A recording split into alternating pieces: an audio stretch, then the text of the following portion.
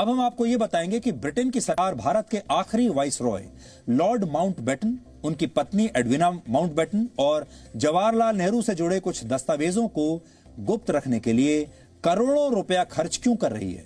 ऐसा क्या छुपा है उनमें। ब्रिटेन के एक लेखक ने वहां की एक अदालत से अपील की है कि इन दस्तावेजों को सार्वजनिक किया जाए, क्योंकि इन्हीं में भारत की आजादी के राज छिपे हैं। लेकिन ब्रिटेन की सरकार का कहना है कि अगर ये दस्तावेज बाहर आए तो इससे ब्रिटेन के संबंध भारत और पाकिस्तान के साथ बिगड़ जाएंगे। आज हम आपको यह बताएंगे कि इन कागजों में, इन पेपर्स में ऐसा क्या लिखा है जिसे ब्रिटेन की सरकार छिपाना चाहती है, जबकि भारत के लोगों के लिए इन्हें पढ़ना इसलिए जरूरी है क्योंकि इनको पढ़कर ही आपको यह पता चलेगा कि भारत को आजाद करने के पीछे जवाहरलाल नेहरू और उस समय अंग्रेजों की सरकार के बीच असली डील क्या हुई थी और क्या इसमें एडविना माउंटबेटन का भी कोई रोल था। इसीलिए हम बार बार आपको ये कहते हैं कि जो बातें आपको इतिहास की किताबों में पढ़ाई गई हैं स्कूल कॉलेज में, जरूरी नहीं है कि वो सही हो। ब्रिटेन की सरकार अब तक इन दस्तावेजों को छिपाने पर 6 लाख पाउंड यानी भारतीय रुपए में 6 करोड़ रुपए खर्च कर चुकी है। यह पैसा अदालत की कार्रवाई पर खर्च हुआ है। जिन पेपर्स को ब्रिटिश सरकार ने सार्वजनिक नहीं किया है और उन्हें कॉन्फिडेंशियल बताकर अपने पास रखा है, ये पेपर्स वर्ष 1947 से 1948 के बीच है। यह वही दौर था जब भारत को अंग्रेजों की 190 वर्षों की गुलामी से आजादी मिल रही थी। विभाजन के बाद पाकिस्तान नाम का एक नया देश बना था। देश के पहले प्रधानमंत्री जवाहरलाल नेहरू कश्मीर के मुद्दे को संयुक्त राष्ट्र में लेकर गए थे और सबसे अहम, उस समय भारत के संविधान का भी निर्माण हो रहा था। यह बहुत ही महत्वपूर्ण समय था। यह आजादी और उसके बाद की वो बड़ी ऐतिहासिक घटनाएं थीं जिन्हें भारत के आखिरी वाइसरॉय लॉर्ड माउंटबेटन ने बहुत करीब से देखा था और वो इस प्रक्रिया का बहुत ही महत्वपूर्ण हिस्सा थे। माना जाता है कि उन्होंने अपनी डायरी में कई ऐसी बातें लिखी जिनका जिक्र ना तो उन्होंने कभी किसी से किया और ना ही ब्रिटिश सरकार ने वर्ष 1979 में उनकी मृत्यु के बाद ऐसा होने दिया। इसमें लेडी माउंटबेटन और जवाहरलाल नेहरू द्वारा एक दूसरे को लिखे गए कुछ पत्र भी शामिल हैं, जिनके बारे में लॉर्ड माउंटबेटन की बेटी पामेला माउंटबेटन ने एक बार यह कहा था कि नेहरू और उनकी मां एडविना माउंटबेटन के बीच गहरे प्रेम का रिश्ता था। सोचिए, माउंटबेटन की बेटी ये कह रही हैं कि नेहरू और उनकी मां के बीच प्रेम का रिश्ता था। इसलिए आज हम ये समझने की कोशिश करेंगे कि इन पेपर्स में क्या हो सकता है, लेकिन यह भी स्पष्ट कर दें कि किसी के निजी जीवन में क्या हो रहा था हम उसका पूरा सम्मान करते हैं और हमारा मकसद यह नहीं है कि उनके निजी जीवन में क्या चल रहा था। हमारा मकसद यह है कि कहीं उस निजी जीवन के संबंध का असर भारत पर तो नहीं पड़ रहा था, भारत के लोगों पर तो नहीं पड़ रहा था। इस पूरे मामले की एक बहुत महत्वपूर्ण कड़ी है और वो है ब्रिटेन के मशहूर इतिहासकार एंड्रयू लॉनी। एंड्रयू लॉनी जो लॉर्ड माउंटबेटन और उनकी पत्नी पर एक पुस्तक पहले भी लिख चुके हैं और यह पुस्तक आज मैं अपने साथ लाया हूं।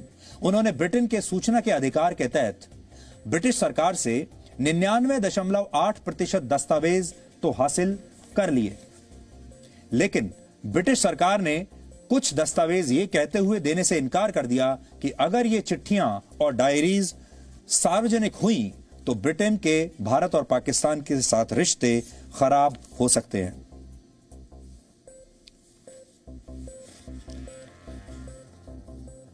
लॉर्ड माउंटबेटन भारत के आखिरी वाइसरॉय होने के साथ साथ ब्रिटिश रॉयल फैमिली के एक बहुत महत्वपूर्ण सदस्य भी थे। इसलिए आपके लिए जानना जरूरी है कि वो रॉयल फैमिली के भी मेंबर थे और वो प्रिंस लुई ऑफ बैटनबर्ग और क्वीन विक्टोरिया ऑफ हेसी की संतान थे।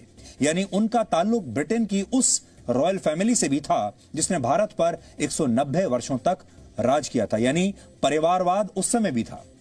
आज भी ब्रिटेन में head of state queen Elizabeth II है, क्वीन एलिजाबेथ द्वितीय। इसलिए यह भी सवाल उठता है कि क्या ब्रिटेन की रॉयल फैमिली यह नहीं चाहती कि माउंटबेटन और लेडी माउंटबेटन से जुड़े दस्तावेज सार्वजनिक हों और आप तक पहुंचे। लॉर्ड माउंटबेटन और उनकी पत्नी एडविना माउंटबेटन दोनों को ही चिट्ठियां और डायरी लिखने का बड़ा शौक था और वो सामान्य दिनों के घटनाक्रम को भी अक्सर अपनी डायरी में लिखा करते थे। यानी दिन भर में जो कुछ भी होता था वो अपना पूरा दिन का जो शेड्यूल होता था, जो अनुभव होते थे, वो सब कुछ अपनी डायरी में नोट करते थे। इसलिए हो सकता है कि जिन दस्तावेजों को ब्रिटिश सरकार सार्वजनिक नहीं करना चाहती, उनमें ऐसी कोई जानकारी हो जिससे यह पता चल सके कि भारत को आजादी देने का असली आधार क्या था और भारत पाकिस्तान के बंटवारे का फैसला आखिरकार कैसे लिया गया। आपको शायद ये नहीं पता होगा कि मोहम्मद अली जिन्ना को वर्ष 1940 तक, यानी आजादी से 7 साल पहले तक, जिन्ना को खुद यकीन नहीं था कि भारत के विभाजन से पाकिस्तान जैसा कोई देश भी बन सकता है। लेकिन 1947 आते आते उनकी ये कल्पना सच हो गई। आखिर ये हुआ कैसे? क्या वाइसरॉय, जिन्ना, महात्मा गांधी और नेहरू के बीच इस पर कोई गुप्त चर्चा हुई थी, कोई गुप्त अंडरस्टैंडिंग हुई थी, जिसका जिक्र माउंटबेटन ने शायद अपनी डायरी में किया था?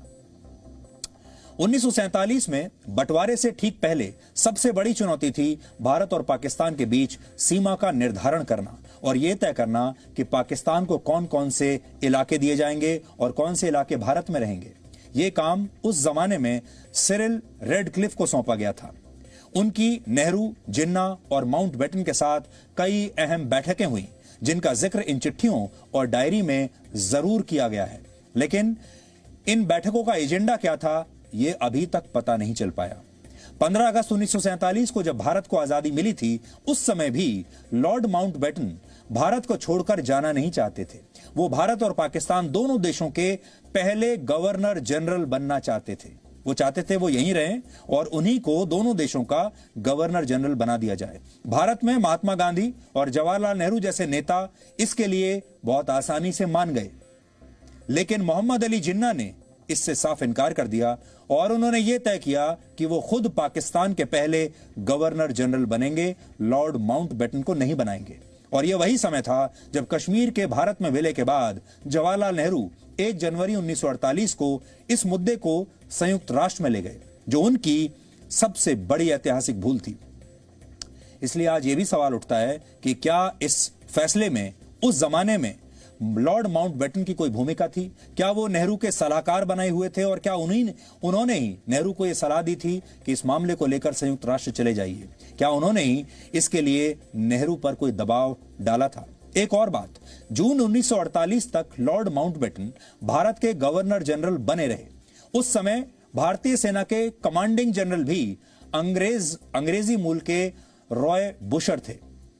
उस समय देश की अंतरिम सरकार और देश की सेना लॉर्ड माउंटबेटन को ही रिपोर्ट करती थी। तो सोचिए, यह आपके लिए आज सोचने की बात है कि आजादी के बाद भी हमारी सेना और सरकार लॉर्ड माउंटबेटन को ही रिपोर्ट करती थी, क्योंकि उन्हीं को गवर्नर जनरल हमने दोबारा से नियुक्त कर दिया था। ऐसा क्यों किया गया? नेहरू ने उन्हें दोबारा से आजादी के बाद भी गवर्नर जनरल नियुक्त क्यों किया, जबकि पाकिस्तान ने ऐसा नहीं किया था? पाकिस्तान के पहले गवर्नर जनरल खुद मोहम्मद अली जिन्ना थे और सेना की कमान भी उन्होंने अपने पास रखी थी। किसी अंग्रेज को उन्होंने इसके बाद फटकने भी नहीं दिया। लेकिन हमने ठीक उल्टा किया। इससे पता चलता है कि आजादी के दौरान नेहरू ने लॉर्ड माउंटबेटन को शायद एक फेवर दिया था और शायद इसके पीछे भी कोई डील रही होगी। लेकिन पाकिस्तान ने शुरुआत से ही आत्मनिर्भर बनने का फैसला किया। यह अलग बात है कि पाकिस्तान कुछ ही वर्षों के बाद रास्ता भटक गया और उसके बाद पाकिस्तान एक ऐसे देश के रूप में उभरा जो सिर्फ आतंकवाद को बढ़ावा देता है, और इसीलिए आज पाकिस्तान इतना कमजोर है और हम इतने शक्तिशाली हैं। लेकिन उस जमाने में हमने कुछ और ही किया था और लॉर्ड माउंटबेटन को पाकिस्तान के मामलों में हस्तक्षेप करने का पाकिस्तान ने तो कोई मौका नहीं दिया, लेकिन हमने लॉर्ड माउंटबेटन को मेहमान बनाकर, अपना बॉस बनाकर, अपना शासक बनाकर वापस यहीं रहने के लिए अपने देश की सत्ता की चाबी उनकी जेब में चुपचाप डाल दी थी। लॉर्ड माउंटबेटन और उनकी पत्नी एडविना माउंटबेटन के साथ जवाहरलाल नेहरू की बहुत गहरी दोस्ती थी और इस पर उनकी बेटी पैमेला माउंटबेटन ने एक पुस्तक भी लिखी थी। इस पुस्तक का शीर्षक था India remembered a personal account of the Mountbattens during the transfer of power. इसमें लॉर्ड माउंटबेटन की अपनी बेटी लिखती हैं कि नेहरू और लेडी माउंटबेटन के बीच गहरे प्रेम का रिश्ता था और उनके पिता लॉर्ड माउंटबेटन अपनी पत्नी और नेहरू के रिश्तों को अपने लिए बहुत उपयोगी मानते थे। ये बात बहुत महत्वपूर्ण है, मैं आपको फिर से बताता हूं। लॉर्ड माउंटबेटन को ऐसा लगता था कि उनकी पत्नी और नेहरू का रिश्ता उनके लिए फायदेमंद है। इसका जिक्र ब्रिटेन के उस लेखक ने अपनी पुस्तक में भी किया है जो वहां की अदालत से इन दस्तावेजों को सार्वजनिक करने की मांग कर रहे हैं और इस केस को लड़ रहे हैं। और इस पुस्तक का नाम है द माउंटबेटन्स। इसके पेज नंबर 207 पर लिखा है कि जब आजादी से 3 महीने पहले मई 1947 में नेहरू शिमला में माउंटबेटन के साथ छुट्टियां मना रहे थे, तब उन्होंने नेहरू से कहा कि वो आजादी के बाद भारत को कॉमनवेल्थ देशों का सदस्य बनाने पर विचार करें। लेकिन नेहरू कॉमनवेल्थ देशों के सदस्य नहीं बनना चाहते थे, उन्होंने मना कर दिया। इसके बाद लॉर्ड माउंटबेटन ने अपनी पत्नी एडविना माउंटबेटन से उन्हें इस मुद्दे पर राजी करने के लिए कहा और बाद में नेहरू इसके लिए राजी भी हो गए और इसीलिए भारत कॉमनवेल्थ देशों का हिस्सा बना। इसी पुस्तक में लेखक आगे लिखते हैं कि एडविना माउंटबेटन ने उस दिन अपने पति लॉर्ड माउंटबेटन का करियर बचा लिया था, ऐसा उसमें लिखा हुआ है। और मैं वो पुस्तक आज लेकर आया हूं। पेज नंबर 207 पर उन्होंने जो बात कही है, कोशिश करूंगा कि मैं आपको पढ़ के। Edwina was not part of the discussions but her persuasive powers were deployed by Dickie to bring round Nehru, who saw membership of the Commonwealth as at odds with his view that India should be a sovereign republic. We have made real friends with him, and whatever else happens, I feel this friendship is sincere and will last. और इसमें आगे ये भी लिखा है कि Edwina had saved her husband's career. उन्होंने अपने पति का करियर बचा लिया। ऐसा कहा जाता है कि नेहरू लेडी माउंटबेटन की कोई बात टालते नहीं थे और दोनों के बीच बहुत गहरे रिश्ते थे। मार्च 1957 में नेहरू ने लेडी माउंटबेटन को एक पत्र में यह लिखा था कि मुझे यह अनुभूति हुई है कि हमारे बीच गहरा जुड़ाव है, कोई अदृश्य शक्ति है जो हमें एक दूसरे की तरफ खींचती है। नेहरू अपनी इन चिट्ठियों में अक्सर लेडी माउंटबेटन को भारतीय राजनीति की अंदरूनी लड़ाइयों के बारे में बताते थे। ये बताते थे कि डॉक्टर अंबेडकर से उनके क्या मतभेद हैं, भारत के संविधान को लेकर इस समय क्या बहस चल रही है और देश के पहले लोकसभा चुनाव के दौरान क्या क्या हो रहा है। दो व्यक्ति एक दूसरे को पत्र में क्या लिखते हैं, इससे हमारा कोई मतलब नहीं, कोई दिलचस्पी नहीं। हमारा मकसद किसी के निजी जीवन को हेडलाइन बनाना भी नहीं है। लेकिन हमारा सवाल यह जरूर है कि नेहरू देश के पहले प्रधानमंत्री थे और वो भारत की अंदरूनी राजनीति और अंदरूनी मुद्दों के बारे में लेडी माउंटबेटन से बात कर रहे हैं, उन्हें सारी जानकारी दे रहे हैं, उनसे डिस्कस भी कर रहे हैं और हो सकता है उनकी राय भी ले रहे हैं। यानी ब्रिटेन की उस रॉयल फैमिली के साथ सारी महत्वपूर्ण जानकारियां शेयर कर रहे थे जिसने भारत पर 190 वर्षों तक शासन किया। मैं आज अपने साथ 1952 की एक ऐसी ही चिट्ठी भी लेकर आया हूं जो उन्होंने लिखी थी और जनवरी 16, 1952 लखनऊ से उन्होंने चिट्ठी लिखी है टू लेडी माउंटबेटन और उसमें ऊपर लिखा है, my dear Edwina, do you remember my telling you about the 100 days which were going to be difficult period for me? How I look forward to the beginning of February when those 100 days would be over. Well, the 100 days are drawing to an end. I think I have gone through about 82 or 83 of them. At any rate, they will see the end of this incessant touring through. Whether they will bring in real relaxation to me and peace of mind is quite another matter. और वो उसके बाद अपने सारे election का जो campaign है उसके बारे में उन्हें बता रहे हैं और बाकी की जो उनके साथ जो चल रहा है, सब जो अहम जानकारियां हैं, सब कुछ उनके साथ शेयर कर रहे हैं। जैसे देखिए, this morning I started from Allahabad and motored to a large number of places, passing through 3 districts and ultimately reaching Lucknow this evening. There was a big meeting waiting for me. Tomorrow I go off again to the south. यानी अपना जो पूरा schedule है वो Edwina के साथ share कर रहे हैं। फिर लिखते हैं, on the other hand, in Bombay city and to a large extent in Bombay province, our success has been far greater than expected. Ambedkar has been dropped out. यानी अंबेडकर के बारे में उनको बता रहे हैं, he has been dropped out. The socialists have not done well at all. The communists, or rather a group with communist leadership, has done much better than expected. No other party except the Congress has made much of a mark. then there are a number of independents who have crept in.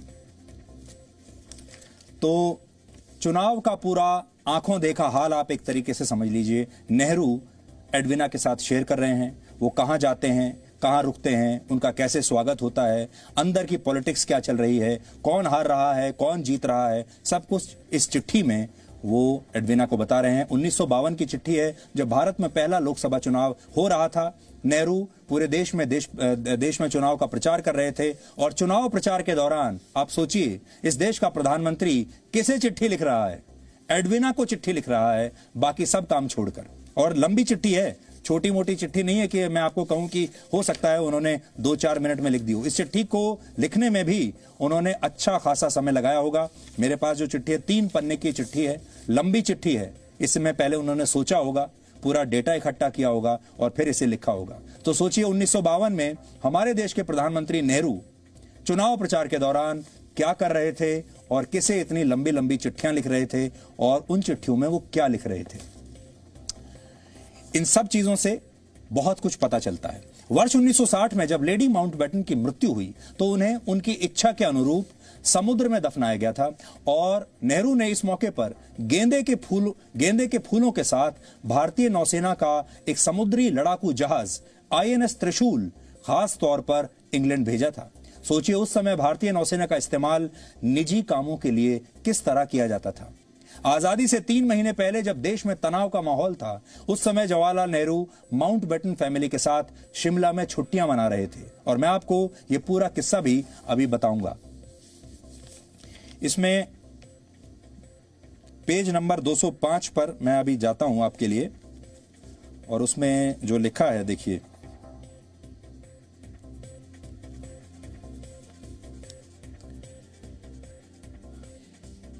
On 6th May, Dicky, Edwina, Pamela and Peter Murphy left to spend a few days relaxing in Shimla.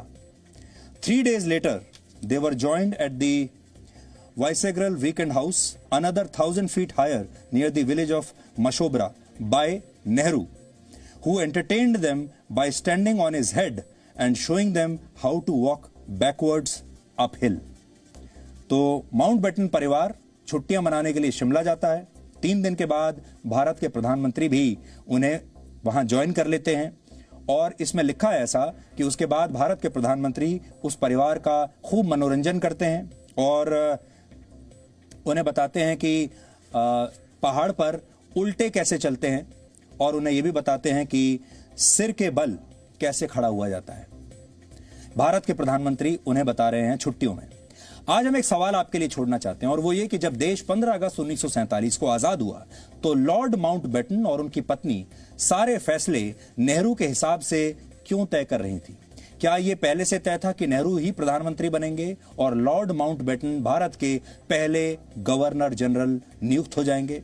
हमें लगता है कि अगर ये दस्तावेज सार्वजनिक होते हैं तो इन पहलुओं पर काफी हद तक जानकारी मिल सकती है और ये हमारे देश के लोगों के लिए जानना बहुत जरूरी है। और अब ये सारी बातें सुनकर तो और भी जरूरी हो गया।